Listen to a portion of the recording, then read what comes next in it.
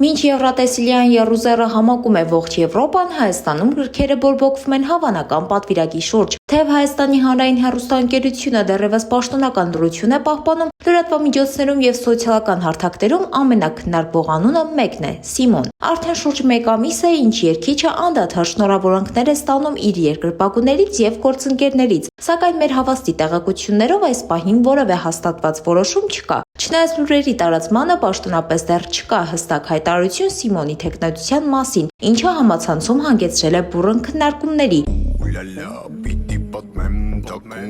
Սիմոնը Հարությանը հայտնի դարձավ իր յուրօրինակ կատարողական ոճով։ Նա փայլել է «Պարիր թե կարող ես» նախագծի 3-րդ եթերաշրջանում, իսկ ավելի ուշ դեպի Եվրատեսիլ 2025 թվականի ազգային ընտրության ժամանակ, որտեղ զբաղեցրեց պատվավոր երկրորդ հորիզոնականը։ Այսօր երգիչը հանդիսանում է Կոբայի հիմնական մենակատերներից մեկը, որտեղ նրա յուրաքանչյուր ելույթ վերածվում է գունեղ եւ էներգետիկ շոուի։ Սիմոնը հաճախ հայտնվել է քննադատության կենտրոնում իր արտաքինի հագուստի նախընտրության համար, վերագրվելով տարբեր որակավորումների, սակայն ինքը արտիստը նշում է, որ իր կերպարների համար հաճախ է օգտագործում տարբեր գեղարվեստական միջոցներ, դրանք ավելի արտահայտիչ եւ տպավորիչ դարձնելու համար։ Հենց այս կերպարային փոփոխություններն էլ երբեմն դառնում են համացանցային հեյթի թիրախ, սակայն արտիստը շարունակում է մնալ հավատարիմ իր ստեղծագործական ձեռագրին։ Իրենց հարցազրույցներում Սիմոնը եւ կինը բազմիցս խոսել են այս ամենի մասին։ Երբ որ դու ներքուստ մաքուր ես, դու ունես հրաշք ընտանիք, զույգ տղա բալիկներ, զբաղված ես եղել ընտանիք ստեղծելով, տուն սարքելով,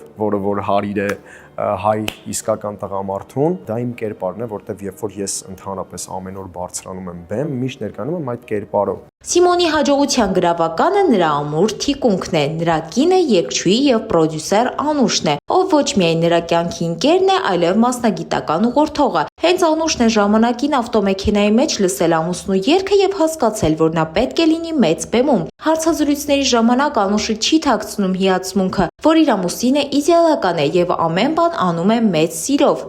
Իդեալական ամուսինը իդեալական ամուսիններ չեն լինում։ Հավատացեք, այս դեպքում սա այն դեպքն է, որ ես համարում եմ իդեալական, որովհետև բոլոր այն պարտականությունները, որ ասում ենք պարտականություն, ինքը անում է շատ մեծ ցանկությամբ, սիրելով։ Այսինքն ինքը անում է ամեն ինչ, որ իր ընտանիքը ոչ մի առումով չունենա որևէ պակաս։ Զույգը մեծացնում է 2 զույգ որդիներին՝ Խաչիկին եւ Արամայիսին, ովքեր անվանակոչվել են ի պատիվ իրենց պապիկների։ Հիշեցնենք, որ Եվրատեսիլ 2026-ը կանցկացվի Ավստրիայի մայրաքաղաք Վիեննայում մայիսի 12-ին, 14-ին եւ 16-ին։ 70-րդ հոբելյանական մրցույթը արդեն իսկ սկանդալային է։ Իսրայելի մասնակցության պատճառով 5 երկրներ հայտարարել են բոյկոտի մասին։ Մյուս կողմից մրցույթ են վերադառնում Բուլղարիան, Ռումինիան եւ Մոլդովան։ Արդյոք Սիմոնը կլինի այն արտիստը, ով կներկայացնի Հայաստանը, թե հանրային հեռուստաընկերությունը կմատուցի անակնկալ, դեռևս հայտնի չէ։ Մնացեք մեզ հետ, որպեսզի իմանանք, թե ինչ է կատարվում հետագայում։ Թամարա Քալանթարյան, Օրագիր Նյուզ։